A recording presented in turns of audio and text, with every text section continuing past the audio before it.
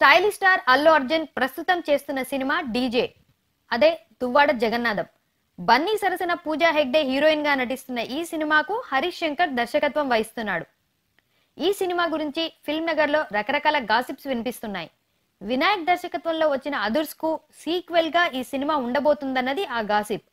అదుర్స్ లో ఎన్టీఆర్ బ్రాహ్మణ్ క్యారెక్టర్ చారీ పాత్రలో కామెడీ పండించిన విషయం తెలిసిందే. ఇప్పుడు దానికి కొనసాగింపు పాత్రనే డీజేలో అల్లు అర్జున్ చేస్తున్నాడట. నిజానికి అదర్స్ లో చారీ క్యారెక్టర్ కు సంబంధించిన సీన్లన్నింటినీ రాసింది హరీష్ శంకరే. అప్పట్లో వినాయక్ వద్ద అసిస్టెంట్ డైరెక్టర్ గా పనిచేశాడు హరీష్.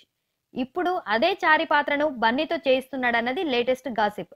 కథాపరంగా అదర్స్ కు డీజే సీక్వెల్ కాకపోయినప్పటికీ హీరో క్యారెక్టరైజేషన్ మాత్రం చారీ పాత్రనే పోలి ఉంటుందట.